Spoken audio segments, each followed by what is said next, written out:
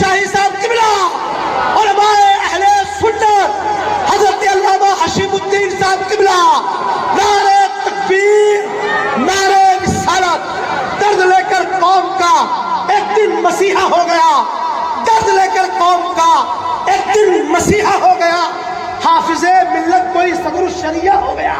اور دیکھیے احمد رضا اعلی حضرت مفتی اعظم کی تھی جس پر نظر، فضل رب سے دیکھیے تاج الشریعہ ہو گیا۔ حضرت علامہ حشیم الدین صاحب قبلہ کا خطاب سماعت کریں گے۔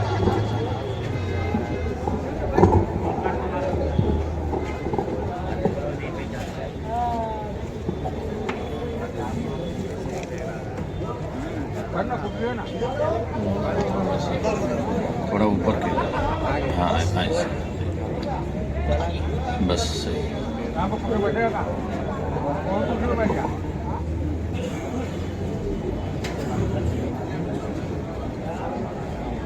رونق بز و اسٹیج باوقار علماء کرام، شورائے اسلام و معزز سامعین کرام، السلام علیکم ورحمۃ اللہ وبرکاتہ۔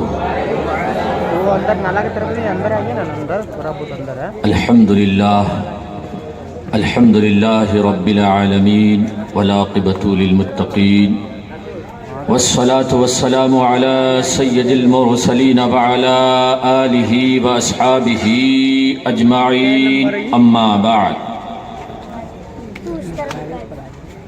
فاعوذ باللہ من الشیطان الرجیم، بسم اللہ الرحمن الرحیم۔ ان الذین آمنوا وعملوا الصالحات سيجعل لهم الرحمن ودا۔ آمنت باللہ، صدق اللہ مولانا العظیم وصدق رسولہ النبی الکریم، ونحن على ذلك لمن الشاہدین والشاکرین والحمد للہ رب العالمین۔ حضرات محترم، کافی دیر سے آپ حضرات بیٹھے ہیں اور شاعر اسلام حضرت دلبر شاہی کو آپ حضرات نے سماعت کی۔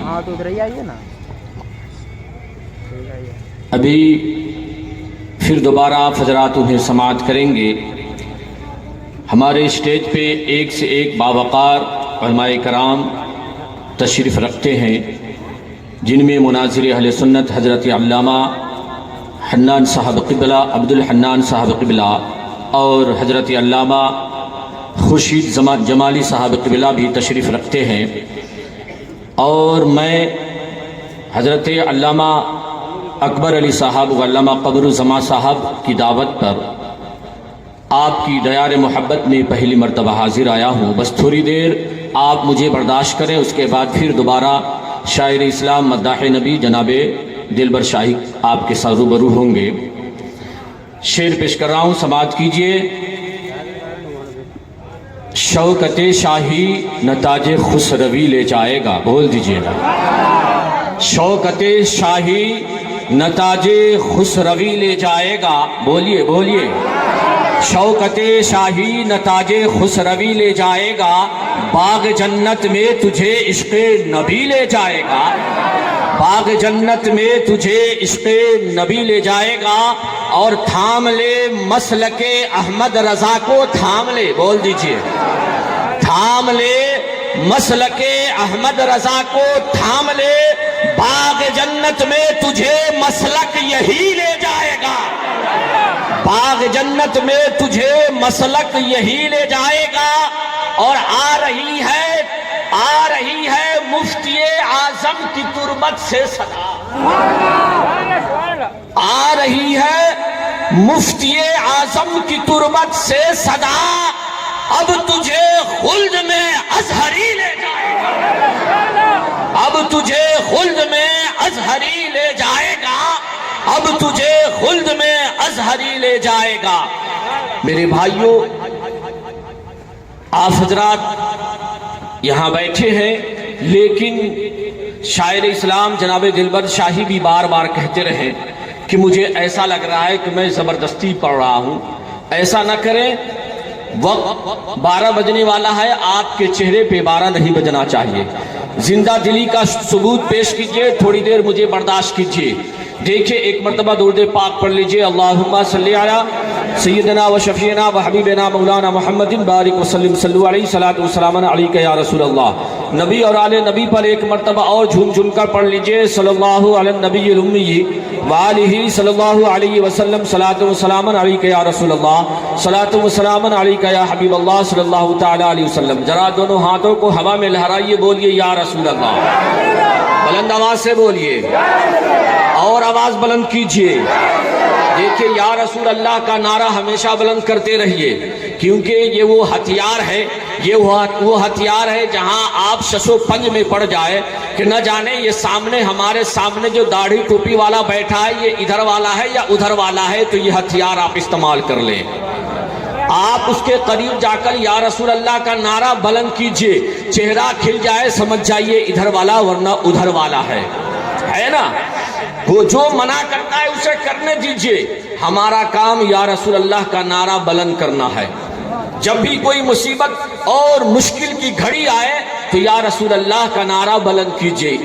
انشاءاللہ ہم سنیوں کا عقیدہ ہے کہ اس نعرے کے صدقے میں جو ہماری مشکلیں آسان ہو جائے گی، ہے نا. نعرہ لگانا مت بند کیجئے. آج لوگ کہتے ہیں نعرہ لگانے سے کیا فائدہ، کیا نبی ہماری مدد کرتے ہیں؟ میں ان سے کہنا چاہوں گا سنو، لکھنؤ کی سرزمین پر حضرت شاہ مینا علیہ رحمت و رضوان کا روضہ پاک ہے. آپ حیات ظاہری میں جب آپ اس دنیا میں حیات ظاہری کے ساتھ موجود تھے تو ایک نیم کا جھاڑ آج بھی وہاں موجود ہے. آپ شاہ مینا کی بارگاہ میں جائیں، ایک نیم کا درخت، ایک نیم کا پیڑ آپ کو ملے گا.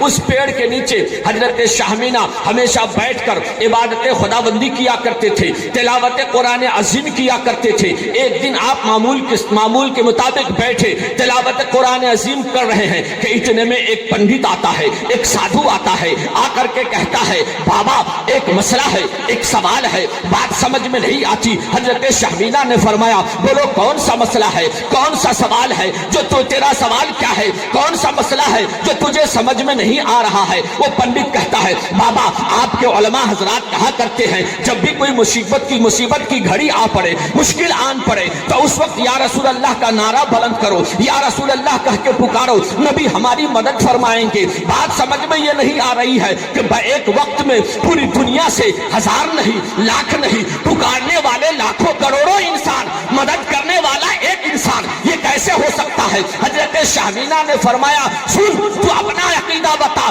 تیرا دل کیا کہتا ہے؟ وہ کہتا ہے میرا دل ماننے کو تیار نہیں. حضرت شاہ مینا نے فرمایا نہ ماننے کو تیار ہے، نہ ماننے کا کوئی علاج نہیں، جا.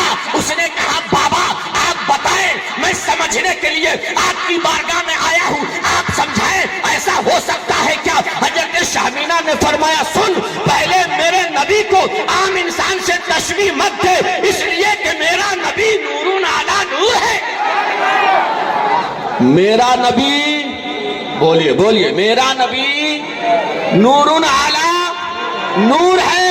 رہی بات سمجھنے کی تو سن، اپنی آنکھیں بند کر. پنڈت آنکھیں بند کرتا ہے، آپ فرماتے آنکھیں کھول، آنکھیں کھولتا ہے، آپ فرماتے اب بول کیا دیکھ رہا ہے؟ وہ کہتا ہے مسئلہ حل نہیں ہوا، پہلے جیسے قرآن پڑھ رہے تھے ابھی بھی اسی طرح بیٹھے قرآن پڑھ رہے ہیں. حضرت شاہ مینا فرماتے ہیں نادان تجھے نظر نہ آئے، تیری نظر کا قصور ہے، میں کیا کر سکتا ہوں، جا چلا جا. پنڈت کہتا ہے بابا سمجھنے آیا ہوں، سمجھا دو. آپ فرماتے آنکھیں بند کر، آنکھیں بند کیا، فرمایا آنکھیں کھولو، آنکھیں کھولتا ہے، فرمایا جس درخت کے نیچے کھڑا ہے اس درخت پہ نظر ڈال. پنڈت جب اس درخت پہ نظر ڈالتا ہے کیا دیکھتا ہے؟ درخت کے ڈال پہ نہیں بلکہ درخت کے پتے پہ بیٹھے شاہ مینا تلاوت قرآن عظیم کر رہے ہیں.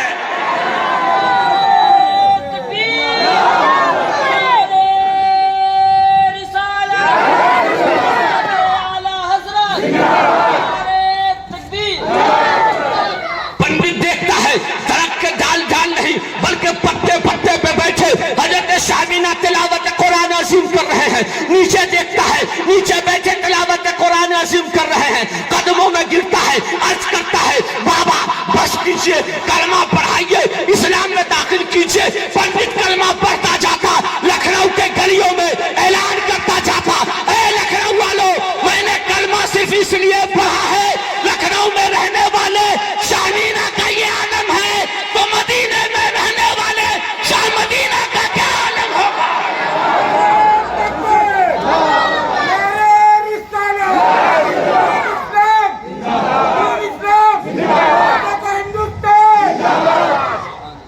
لکھنؤ میں رہنے والے شاہمینہ کا یہ عالم ہے تو مدینے میں رہنے والے شاہ مدینہ کا کیا عالم ہوگا؟ اس لیے جب بھی یا رسول اللہ کا نعرہ لگانے کو کہا جائے تو لگایا کیجئے، کیونکہ یا رسول اللہ کے نعرہ سے جس کو پیار ہے، جس نے یہ نعرہ لگایا اس کا بیڑا۔ ایک مرتبہ دونوں ہاتھوں کو ہوا میں لہرائیے، یا رسول اللہ۔ اپنے ماں باپ کے نام پہ بول دیجئے، اپنے من سے بول دیجئے۔ ماشاءاللہ اسی طرح چند منٹ اور برداشت کیجئے میرے بھائیوں۔ دیکھیے یہ ہم سب جتنے ہیں ہم سب سنی مسلمان ہیں، ہے نا؟ بولیے سنی مسلمان ہے نا؟ ہم سب سنی مسلمان ہیں الحمدللہ۔ ہم پیدا ہوئے ہیں اس گھرانے میں جس گھرانے کے لوگ خدا کو ایک جانتے ہیں، صحیح ہے نا؟ ہم اس گھرانے میں، ہم ہی نہیں بلکہ ہم تمام جتنے یہاں پہ موجود ہیں، ہم سبھی حضرات ایسے گھرانے میں پیدا ہوئے جس گھرانے کے لوگ خدا کو ایک جانتے ہیں۔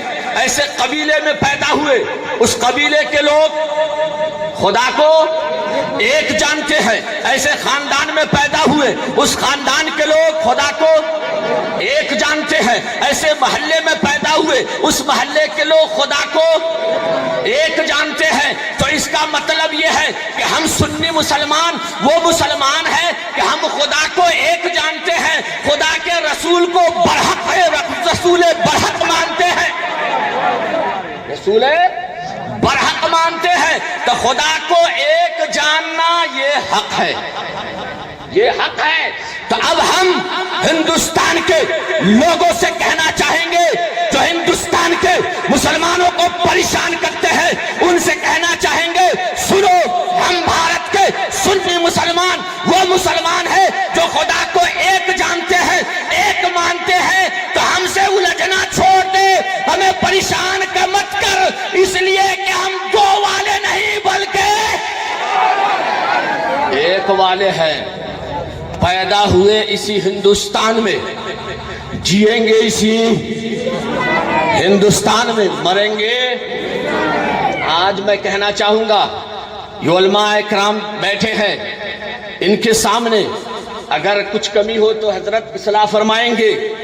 میں پورے بھارت میں جتنے بھی مذاہب کے ماننے والے ہیں میں ان تمام کو چیلنج کرنا چاہوں گا کہ بھارت میں بسنے والے ہر مذاہب کے لوگ، ہر قوم کے لوگ، سنو، تم سب کے سب اپنے اپنے مذاہب کے ساتھ اپنے مذہب کی کتابوں سے اپنے ہندوستانی اور انڈین اور بھارت کا ہونا ثابت کرو۔ ہم سنی مسلمان اپنے قرآن سے ثابت کریں گے کہ ہم انڈین ہیں۔